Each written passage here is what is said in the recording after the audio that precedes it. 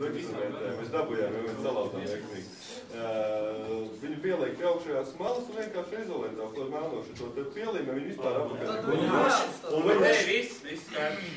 Jautājums ir, kur viņai jāatros, jo šeit pagaidām tehniskos noteikumos rakstīts, ka viņi jāatvarās tālākajā malā no vadītā. Bet kā mēs redzējām, tur ārzemēs pēc bildēm video, viņiem ir, teiksim, tāda strīpa, visu augšu. Tas labi Tas ir labāk sērtāk vadītājiem, jo viņiem netiek aizsīts, tas uz leju ir noteikts laukums. Tas pēc brīvs izdevies. Nē, ok, priekšā stiklā ir brīvi, viņam tikai jāatrodās augšus. Kas ir cik ir mazākais punktiņš? Mums viens ieliks maza diodī. Nē, nu tur ir tā lieta, ka tās diodas vēl atšķirās pēc spiltumiem, spēku un vispārējo, bet to uzrakstīt tas arī nav. Tur atkal tehniskais komisārs, viņš uzskatīs, ka tā dioda par švaku, viņi neredz. Mums noteikts kaut kāds uzliks tos švakus. Tas tev noraidās. Mums noteikts kāds. Nav noteikts, tāpēc, ka tā ir elektronikas pasaule, kur tos diežu nosaukumi ir netie simt un vispārējais. Kā jau varētu atrunāt, mēs varētu iziet uz lolas saprast. Normāls stop gaismu, brēs. Logās stop gaismu, kas aizmēr pārliecina priekšā. Tieši tā. Minimums 10 lampu. 10.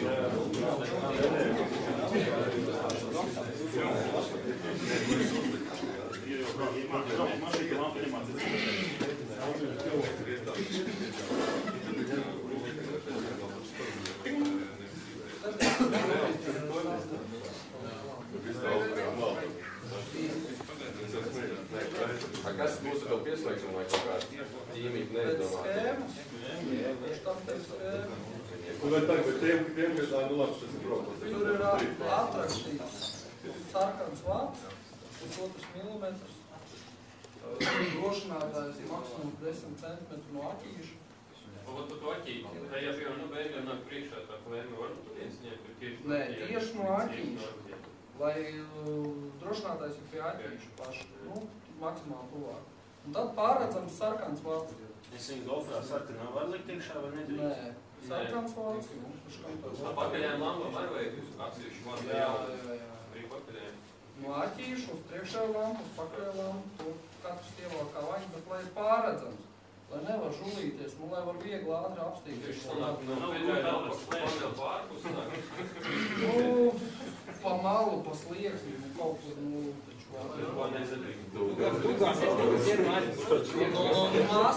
masa arī pie pakaļējā lupu, teiksim, maksimāli tuvu, lai arī pārskatāms, jā.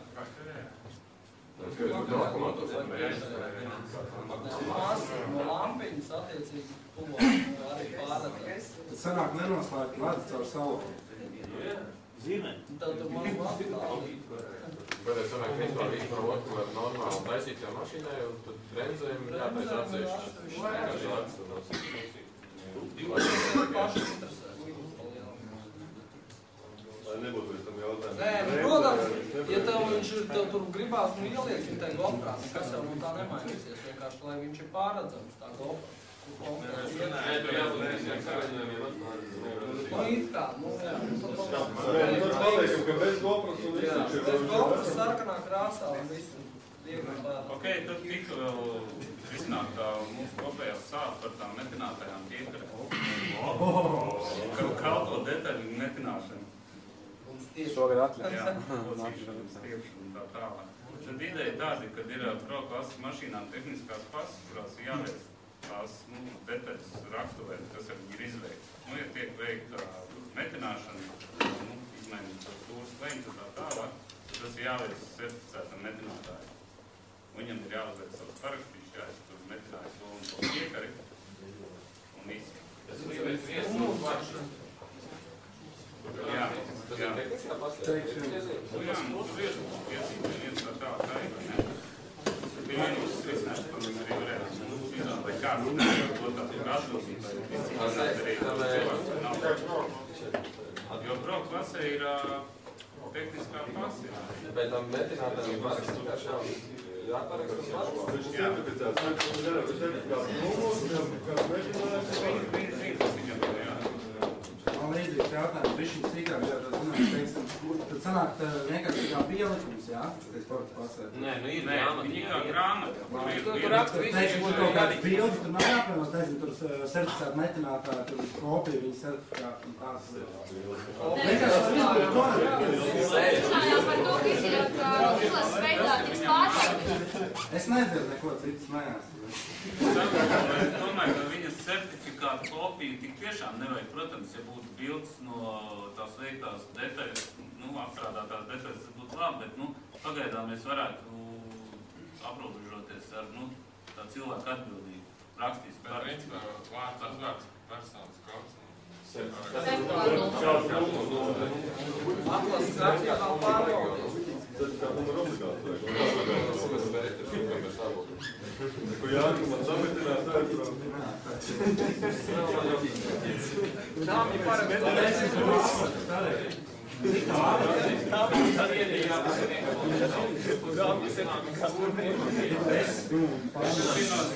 Stūrs reiks, pieņemsim kā sauc. Stūrs reiks. Tas ir stūrs reiks stiegs. Kā ir, kur stūrs Stūrs reiks? stiegs, stūrs rats nav stūrs stiegs. Stūrs stiegs viss skaitās tas, kas ir līdz pirkstām. Stūrs reiks. Tas nav arī nezinās, kas sastāvēs kaut kā paredzēs. Protams, ka viņi var sastāv no divām daļām, bet cik, tas ir atbilstoši autobūs.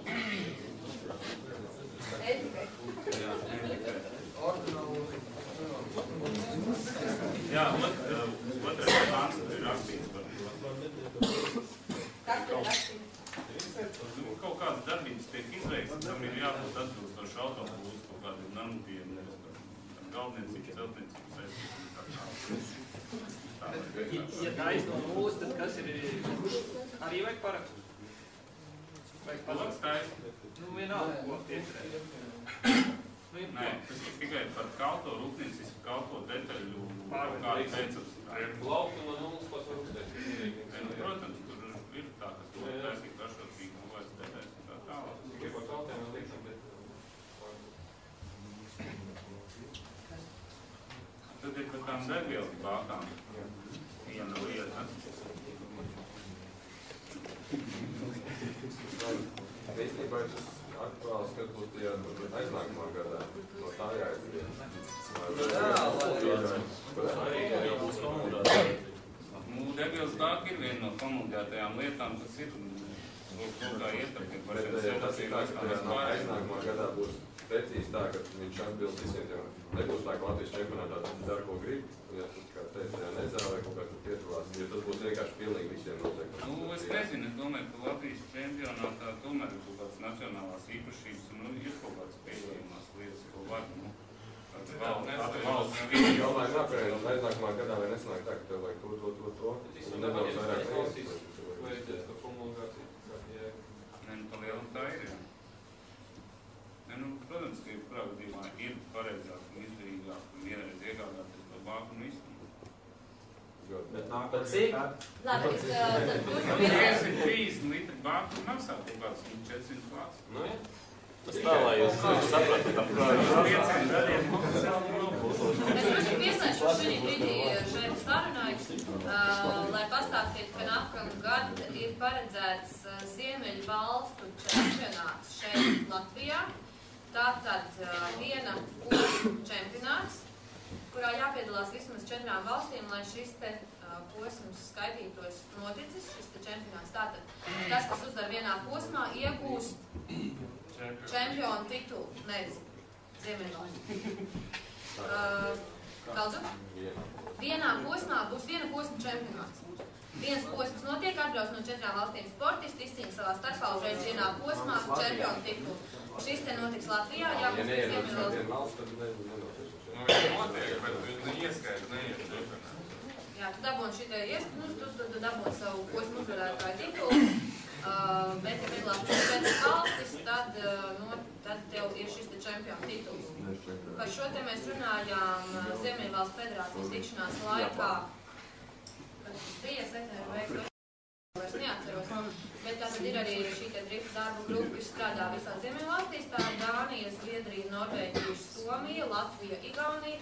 Un, diemžēl, darba grupā nepiedalās no Krievijas, bet arī Krievija ietilpst šajā te Ziemeļu valstu neza zonā. Līdz ar to arī Krievijas sportisti var piedalīties šajā pasākumā un arī cīnīties par šādu te iespēju.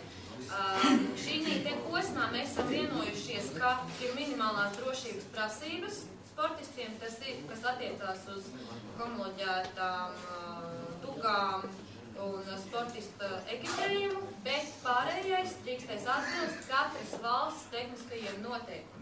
Tad mums to bāku vajag homologāciju. Līdz 2000 gadam. Nē, tad mums to bāku prasās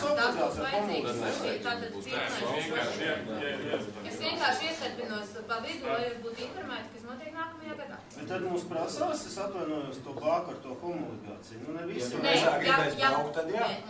vēlreiz atkārtošu. Tātad ir izstrādāts minimālās drošības prasības, kas attiecās uz metinātu kārkasu, attiecās uz sportistu drošības ekipējumu. Pārējās drīkstēs atbilst katras valsts tehniskajiem noteikumiem. Nu šeit ir tas, ka šogad mēs drīkstam. Jā, tātad. Bet nākošu gadu? Tātad 2011. gadā uz šo neza posmu drīkstēsim atbilst Latvijas tehniskajiem noteikumiem. Tātad cik dalībnieki mazāk? 8. Un 4 dalībvalsts. 8 un 4 dalībvalsts. Apmēram. Vācijas viņš nesagaidīja aiznākošajā gadā. Aiznākošajā gadā mēs... Minimāls prasības. Tas visticamāk ir tā arī viss paliks, bet par to vākas es tiešām nevarēšu pateikt cilvēkiem. Mēs jau domājām par tām vākām, varbūt. Es domāju, ka tur tā problēma ir tā, ka visi baidās vienkārši no sērijas, ka kāds pats ar šķūnīti svārki, pagaid, kurš sametina, kurš nesametina. To varbūt nevar. Tas saproti tā. Saproti, ja pasaka vienkārši drīkst būt metināts, viss, nav problēma. Viens